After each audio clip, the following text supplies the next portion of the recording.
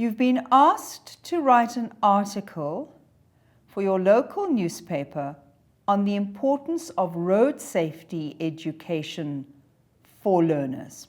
Now, you know what it's about. You know that you've always got 7 points and you've always got a specific topic. The importance of road safety education. So the first little piece of advice is don't summarize what's in the heading or the title of the passage. Make sure that you see what the question is asking you to do. So 7 points on road safety education. They've said it twice. So make sure that you answer exactly what you are told. It's a point form summary. Now, I've just been marking a few, one of those sort of dribbles, sort of about 7 scripts from a task that wasn't done. And the summary, some of the students are doing bullets. And I wrote as a comment, when it says number your points 1 to 7, the examiner actually means number your points 1 to 7. So don't use bullets. I don't understand why you would do that. You're simply going to frustrate the marker and make the marker annoyed. Now, the marker doesn't take off points if you haven't followed instructions. But an irritated marker is not a good person to put your script in front of. So be nice to the markers. How can you be nice to the markers? Write big enough. One of the students I was marking, it was so tiny, even with my glasses, can't read it. What I cannot read, I cannot award marks to. One student had a pale blue pen.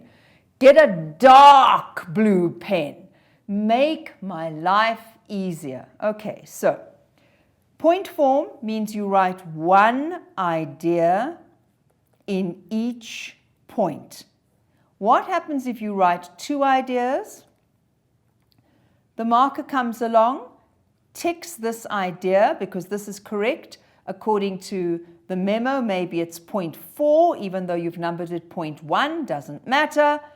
But if there's a second idea, the marker simply ignores it. So it's really important to include only one idea in each point.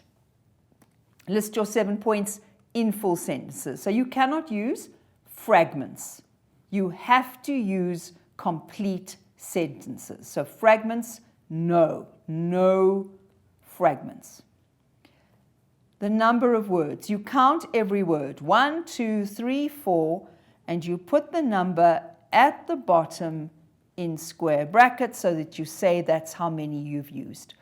Please don't lie. Tell the truth. Does the marker count every word? Oh yes. Oh yes. Counts every single word. And if you've lied, again, you've got a marker who's fairly irritated with you for lying. Don't lie. Number from 1 to 7, 1 point per sentence. Own words as far as possible. Can I write there? I'm going to come back to this. And the total number of words. Okay. So what are we looking for? The importance of road safety education. So get yourself a nice color. And we're going to look for the importance of road safety education for learners.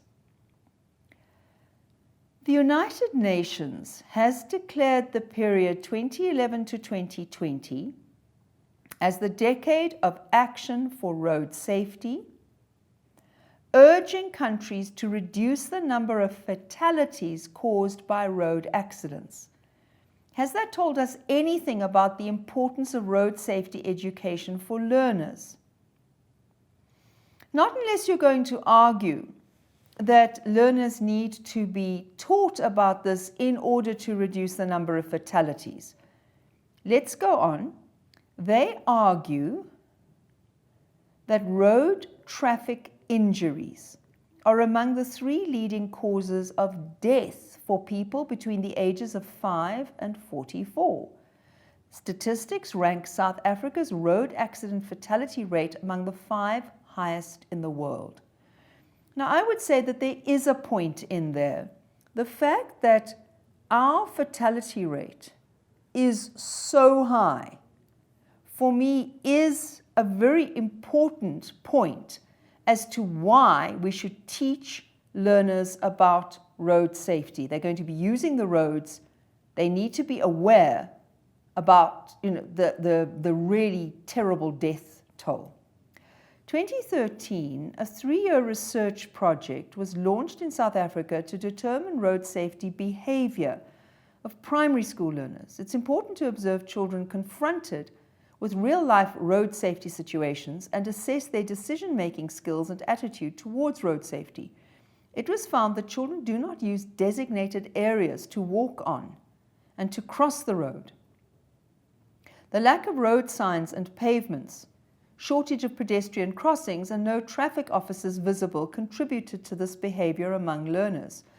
So what am I looking for? Importance of teaching children about road safety. I think I would say that children do not use designated areas to walk on and to cross the road. For me, is an important point because we need to teach children to use designated areas and to cross the road at those areas.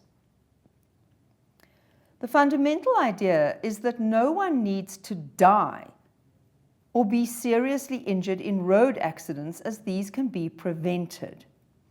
Now, what's worrying me slightly is this the same as this, that I want to teach children about using the roads because I want to teach them that deaths can be prevented. Is that point number 3? And I want to teach them that, point number 4, serious injury can be prevented. Or is this all one point and it's all point 3? I read on. Therefore, the South African Department of Basic Education has been involved in partnerships with road safety organizations in influencing responsible learner behavior on the road. But the trouble is, I might have got that point already, but let's put it as a point 5 for the moment. So we want to encourage responsible learner behavior so that we can bring down our fatality rate, teach them to use designated areas, and teach them that deaths and injuries can be prevented. In South Africa, road safety education forms part of the curriculum in LO and other subjects.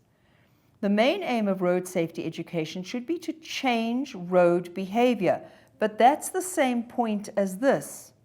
So this is a repetition of point number 5, which implies the need for practical education, right? So maybe that's a point. The importance of education should be practical. Road safety education and training should not just be for learners, but for all members of society. This will promote road safety at all levels. So when I looked at this, I thought maybe the person who sent it in to me said, how are we going to get 7 points on road safety education for learners from this? So look again and see if we've left anything out. 7 points on road safety education. We've got the idea of deaths, but we've got deaths down here as point number 3. We've got the terrible fatalities, we got that. For primary school learners, it was already a project. It's important to observe children, assess their decision-making skills and attitude. So maybe if we go back to our question, important points on road safety education, maybe we can put that in. Important to observe children confronted with real-life road safety situations and assess their decision-making skills and attitude. The only problem for me then is that isn't that the same as point number 6? That it's a practical thing where we watch the children. It was found that children don't use designated areas. We've got that. No traffic officers visible contributed to this behavior. But for me, that's not part of road safety education. Right, so what I'm doing as I'm going back through it is I'm looking, first of all, are there any points that I've missed? And I'm still not sure if I've got 7 points or not. Now, what would I do in this situation? I would put down all the points separately. So in other words, I would put down this number 1 here and that one as well as that one. I would put down that one and that one as 2 separate points. Why would I do that? Because what I'm hoping is that if, let's say, I've put down 3 and 4 and they're actually only 3, I'm hoping that at least I will get that point for number 3. And if this is repeated, then if I've got number 1 as 1, and I've put this as number 2 here, and number 6 down here is 6 repeated, I'm not going to get a mark for it, but at least I've included it. So what I'm suggesting to you is go down beyond 7 points, 7, 8, 9, and see what you've got, and then see if you've got 7 points, and if you can put them together, then put them together so that you've got this 1 point per number. So I actually feel that this is horribly unfair in that for FAL students, and I know I've said it before, you have to have each point numbered, but you as the student might think that that's actually a subtly different point from that point, whereas the examiners thought it was a repetition. Whereas in home language, all you have to do is write a paragraph, and if you've got 4 points in one sentence, you get 4 marks there. And then if you've got nothing for a few sentences, then if you've got some more points over here, and if you repeat yourself, you just get that rep, the way I did here, that's 6 rep. That's all that they do. So that there isn't a sense of, oh, well, I'm going to stop after 7, and if you've got more than 7 points, I won't look at points 8 and 9. And in home language as well, you've got, there sometimes are 9 points. And you can have tick point number 8, tick point number 9. You can get 7 points, even though you don't get the first 7. So FAL is actually marked more punitively than home language is marked, which I find very strange. But you've got to battle with this. So this, I thought, was an interesting example of the summary, because looking for the points, as you could see, I didn't say there are my 7 points. This one was easy. I'm going, I wonder if they wanted this. I wonder if I could argue that fatality rate, for example, we need to have education so that we can reduce that fatality rate. Is that a point? All right.